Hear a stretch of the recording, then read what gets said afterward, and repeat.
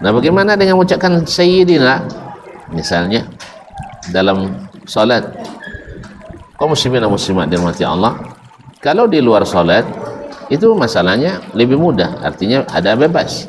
Tapi dalam salat Nabi mengajarkan tanpa sayyidina.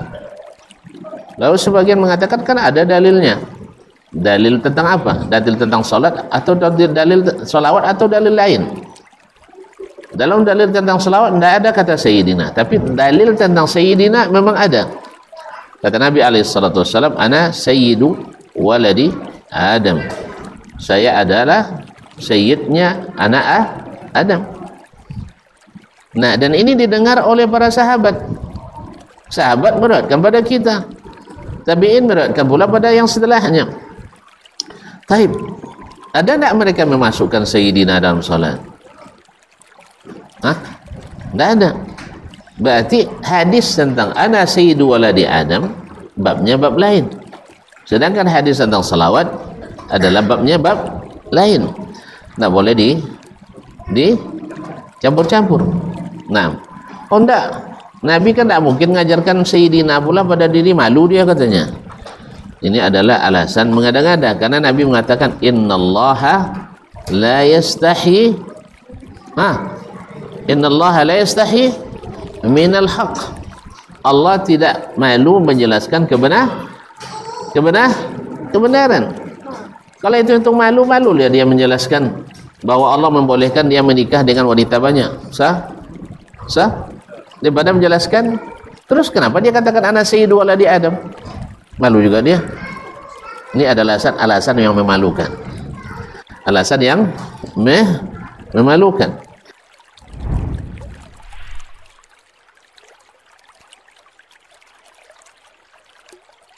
Al-khamis wassalatu wassalamu alaihi, itu mengucapkan salawat dan salam kepada Nabi alaihi salatu wassalam. Jadi mengucapkan salawat dan salam kepada Nabi ada termasuk hak Nabi yang wajib kita tunaikan.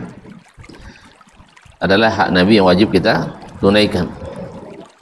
Wal iktsaru min dzalika kama amara Allah bidzalik, dan memperbanyak mengucapkan salawat dan salam kepadanya seperti yang diperintahkan oleh Allah Subhanahu wa ta'ala kepada kita umatnya.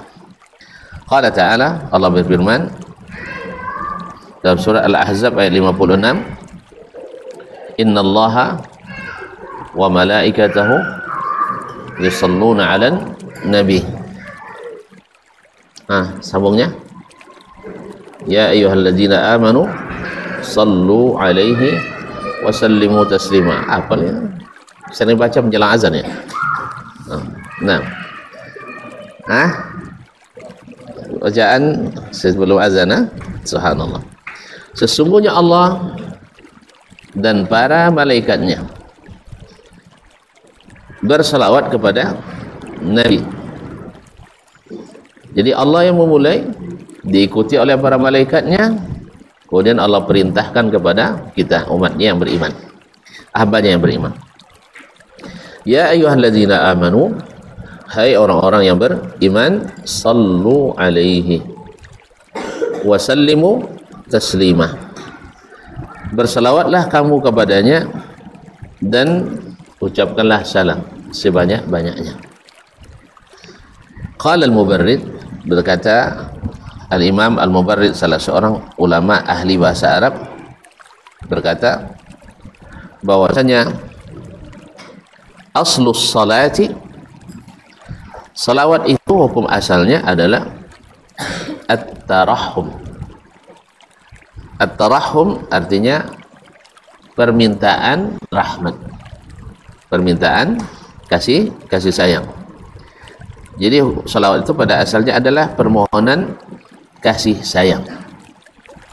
Jadi ketika kita menyebut nama para ulama misalnya, kita natarahham alaihi atau alaihim rahimahullah.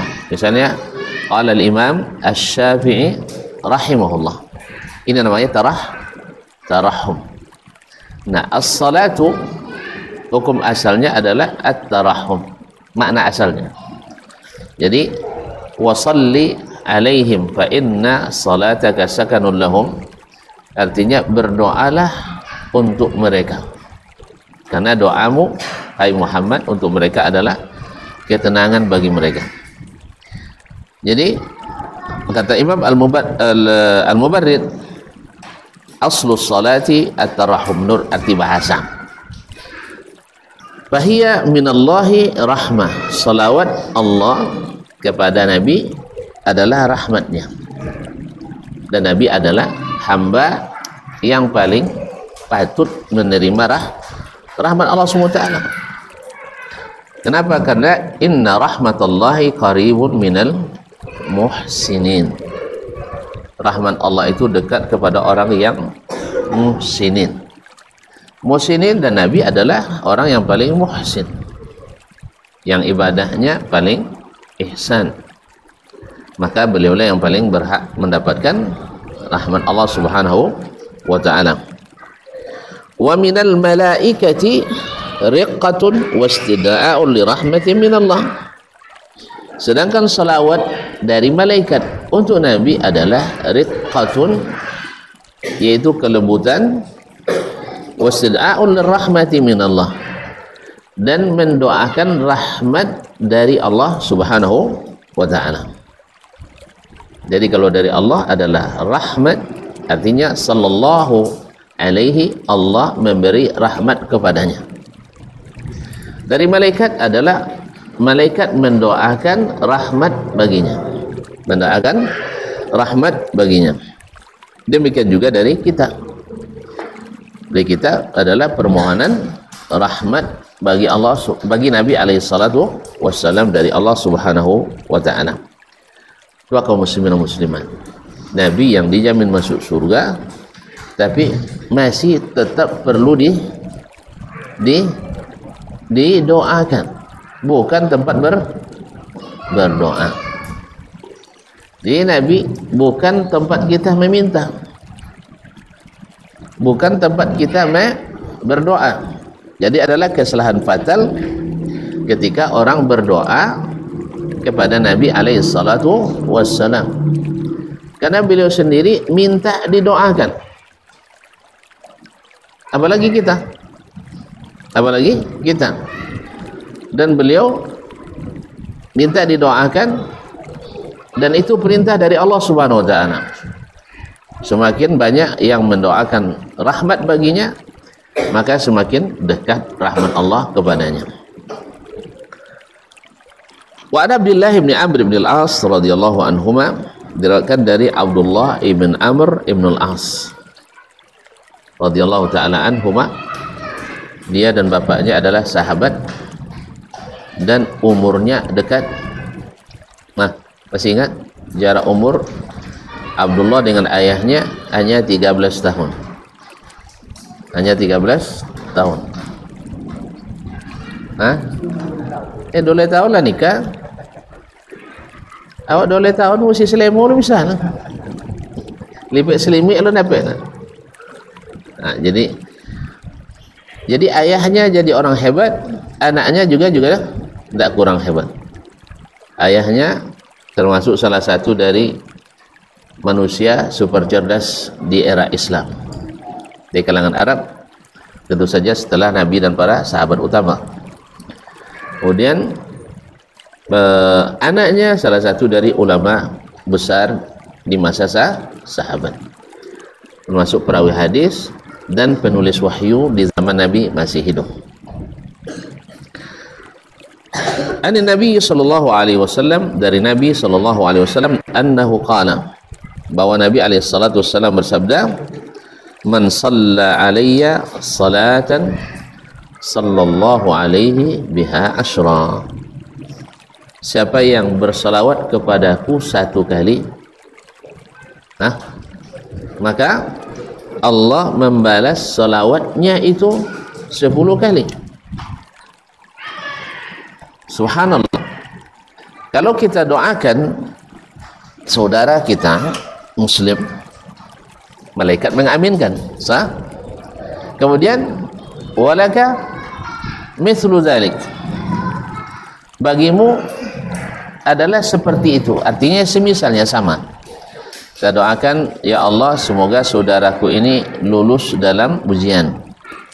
Kata malaikat, amin. Walaka mithlu. Ya Allah, perkenankanlah doanya, dan bagimu, artinya bagi yang mendoakan, seperti itu pula, sama. Jelas? Minta cik untuk kawan, tawak cik lah 10 lah. Kan untuk kawan kah? Sesama Muslim. Tapi kalau kita selawat kepada Nabi, 10. Mana nombor doa Nabi pada doa kawan? Mana yang lebih bagus? Berselawat kepada Nabi atau mendoakan kawan? Selawat kepada Nabi. Oleh sebab itu, Nabi mengajarkan termasuk adab dalam berdoa, bahkan adab dalam berbicara, selalu dimulai dengan alhamdulillah, memuji Allah SWT. Kemudian wassalatu wassalamu ala Rasulillah. Salawat dan salam untuk Rasulullah. Karena dengan salawat dan salam pada Rasulullah itu turun rahmat untuk kita 10 kali lipat. Baru itu kita doakan kawan. Kan ya? Misalnya kawan minta didoakan, ya siap, insyaallah saya doakan. Jadi kita mulai auzubillah, bismillah, alhamdulillah, wassalatu wassalamu ala Rasulullah. Allahumma ighfir li akhi fulan, Allahumma waffiq akhi fulan, Allahumma arham akhi fulan. Nah, mendoakan kawan dapat sama, tapi mendoakan Nabi 10 kali lipat. Berarti rugi tak berselawat? Tak rugi. Kenapa tak rugi? Beruntung. Nah, karena kata Nabi SAW, man shalla alayya salatan sallallahu alaihi biha asyra. Maka Nabi mengajarkan kita untuk memuji Allah, kemudian bersalawat pada Rasulullah, kemudian meminta apa yang kita inginkan, insyaallah ta'ala. Baik.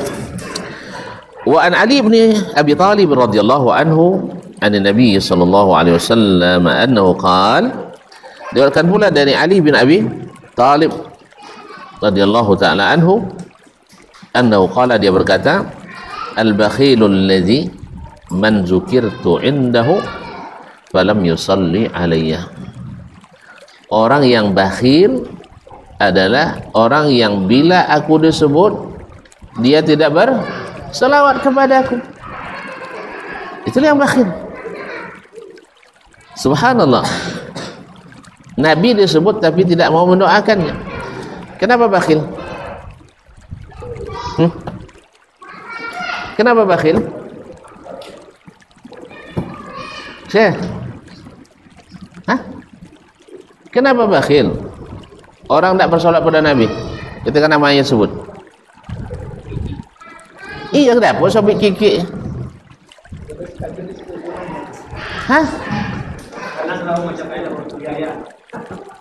Tidak butuh biaya. Iya, kita kaum muslimin dan muslimat, bila disebut di depan kita orang yang berjasa pada kita, ada ponda di buah makan sekali dah, atau boyun makan sekali, asal sobek nombor dia, semoga Allah merahmatinya, semoga Allah mengampuninya. Dia salitak-litak no kau itu tak berpiti di buah makan. Sahih? Baik, bayangkan Nabi jasanya kepada kita tak terhitung. Sudah itu tak amunnya kan? Mengucapkan selawat. Hanya mengucapkan selawatnya tak amun. Mana tuan-tuan wasu juang apa yang bakhil macam itu? Tak amun muji sekali orang. Tak amun menyebutkan kelebihan orang lain sedikit pun. Ada? Lain? Inyon pula biar? Inyon hebat? Lain? Wasu dia tuan-tuan. Sangka dan saya wasu lah. Ada memang. Bakhil. Dia menyebut orang yang patut disebut dengannya. Itu kan boleh kan? Boleh tak? Menyebut kelebihan orang. Apalagi kalau disebut di belakang. Kalau depan berlebihan kan tak boleh dah kan? Di belakang. Kalau nya kiai sabit kiai, kalau nya buya sabit buya, kalau ustaz sabit ustaz, kalau preman hanya boleh baru, oh preman jangan. Nah, karena itu bukan pujian. Artinya ada orang yang bakhil. Nah, Nabi SAW jasanya yang tak terhitung. Tak ada kebaikan yang kita dapat kecuali dia yang menunjukkannya. Tak ada keburukan dan maksiat yang kita jauhkan atau jauhi kecuali petunjuk dan peringatan dari beliau. Itu sabit nama seolah-olah tak bahagia, maka disebut orang ini bakhil. Mendoang tak apa lagi mengeluarkan biaya atau mengorbankan jiwa untuk menghormati Nabi SAW. Salawat je dah amu nak. Gratis. Bukan gratis, dapat bonus lagi. Kan? Dapat bonus. Oleh itu kaum muslimin dan muslimat dirahmati Allah, maka orang yang bakhil, orang yang disebut aku di sisinya tapi tidak mengucapkan salawat. Makanya para ulama kaum muslimin dan muslimat sangat membenci orang yang menulis nama Nabi dalam kitabnya tapi tidak dituliskan salawat. Bahkan termasuk makruh, dibenci, yaitu menulis singkatan saja. Dalam bahasa Arab sal'am misalnya, sallallahu alaihi wasallam. Dalam bahasa Indonesia saw. Ini baca dia panggil Muhammad saw katanya. Ya, atau Allah SWT. Tak pernah dengar? Saya cuba baca tulisan yang SWT aja saw tu semua mbak Google membaca. Apa baca dia? Muhammad saw. Allah SWT. Ada arti SWT? Ada arti saw? Tak. Makanya tuliskan sallallahu alaihi wasallam. Bahkan sebagian orang Islam dah beda banyak saw dulu. Sebagian umat Islam dah masuk dan masalah. Tentu tak masuk kan? Nanti ya Jawa jalankan. Ini masuk. Jadi Muhammad saw katanya. Allah SWT. Oke, jangan Google aja itunya kasan ada di dunia nyata. Jadi kaum muslimin dan muslimat rahmati Allah SWT, maka tuliskan sallallahu alaihi wasallam. Orang ulama-ulama, khususnya ulama hadis, kalau ada muridnya yang menuliskan sal'am tingkatan daripada sallallahu alaihi wasallam, dia marahi. Apa mana sal'am? Sallallahu alaihi wasallam tidak ada sal'am, tuliskan sallallahu alaihi wasallam. Bahkan walaupun tak tertulis wajib diucapkan. Nah, ma'asyiral kiram, berkata para penulis, wassalatu wassalamu wa in kanat masyru'atan fi haqqil anbiya'i kullihim kama taqaddama. Salawat dan salam kalaulah dia disyariatkan pada nabi-nabi sebelumnya, seluruh nabi, seperti yang dijelaskan sebelum ini, fahiya muta'akkidatun fi haqqi nabiyina sallallahu alaihi wasallam, dan lebih wajib lagi, lebih disyariatkan lagi pada Nabi alaihi salatu wassalam. Wa min azami huquqi ala ummatihi, dan dia termasuk hak terbesar dari hak-haknya terhadap umatnya.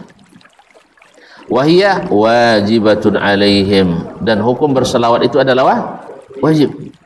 Hukum berselawat itu adalah wajib. Seperti kita menjawab salam, wajib atau sunat? Wajib. Demikian pula ketika mendengar Nabi SAW berselawat dan salam kepadanya adalah wajib. Waliza zakarnaha hauna min jumlati huquqil khassati ala ummati. Itulah sebabnya kita sebutkan dia bagian dari hak-hak istimewa Nabi terhadap umatnya. Waqad sarraha ulama biwujubi salati ala nabi sallallahu alaihi wasallam. Para ulama dengan tegas dan jelas mengatakan wajib bersalawat kepada Nabi alaihi salatu wassalam. Wa naqala ba'dhum al-ijma'. Bahkan sebagian mereka menukil kewajiban itu bersifat ijma', tidak ada khilafnya. Tak ada khilafnya. Qala al-Qadhi Iyad, berkata Imam al-Qadhi Iyad, yaitu Iyad ibn Musa ibn Iyad al-Yahsubi, wafat 544, dia berkata, i'lam, ketahuilah olehmu, anna as-salata ala nabi sallallahu alaihi wasallam fardun alal jumlah. Secara garis besar, salawat dan salam kepada Nabi adalah fardu adalah fardu. Ghairu muhaddadin biwaqtin, tanpa ada batas waktu. Tanpa ada batas waktu berarti wajib secara mutlak. Li amrillahi ta'ala bis salati alaihi. Kenapa? Karena Allah perintahkan berselawat kepadanya dalam ayat tadi. Al aslu fil amri lil wujub. Hukum asalnya perintah itu adalah wajib. Wa hamalahu a'immatul ulama 'ala al-wujubi wa ajma'u 'alaihi. Para ulama dan para imam memaknai perintah itu dengan perintah wajib. Dengan perintah wajib, dan mereka sepakat atau ijma' dalam masalah ini. Sepakat atau ijma' dalam masalah ini. Oleh itu kaum muslimin dan muslimat dirahmati Allah, salawat itu tidak masalah ringan, tapi dia adalah masalah yang harus kita beratkan. Nah, cuman apa bedanya salawat dengan salawatan? Salawatan lah boleh salah rumah. Tidak ada salawatan dalam bahasa Arab dah. Ya ada salawatin. Salawatin. Jadi yang ada salawatan, ada yang ada salatan. Nah, kalau salawatan itu memang dinamoilah diada-adakan. Apalagi di pelaksanaannya. Salawat kan disuruh Ustaz. Iya, tapi prosesinya harus juga menurut yang disuruh. Kan banyak salawat dikarang orang. Ada salawat kamilah, ada salawat nariyah, ada salawat munfarijah, ada salawat munjiyah, ada salawat apa lagi? Salawat badar dan sebagainya. Nabi SAW ditanya oleh sahabat ketika turun ayat ini, innallaha wa malaikatahu yusholluna 'alan nabi ya ayyuhalladzina amanu sallu 'alaihi wa sallimu taslima. Qala 'alimna kaifa nusallimu 'alaika. Kami sudah tahu bagaimana mengucapkan salam kepadamu, yaitu assalamu alayka, assalamu alaikum. Kaifa nusalli alayka, bagaimana kami bersalawat kepadamu.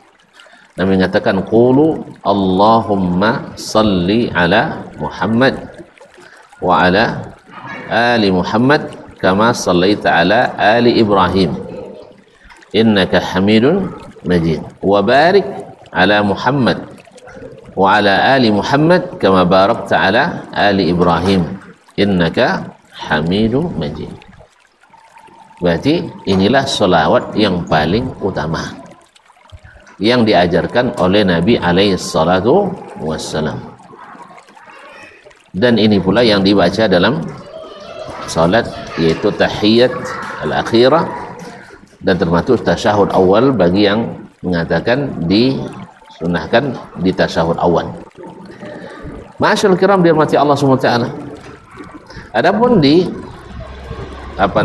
di selain salat, artinya salawat kepada Nabi boleh dengan lafaz yang memaknai salawat. Misalnya sallallahu alaihi wasallam, sallallahu alaihi wasallam, maknanya sama, semoga Allah bersalawat kepadanya dan menyampaikan salam, sallallahu alaihi wasallam.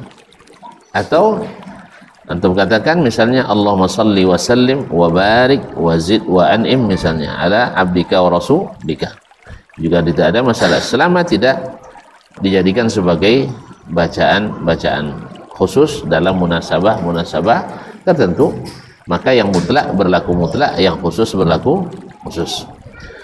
Nah, bagaimana dengan mengucapkan sayyidina misalnya dalam salat?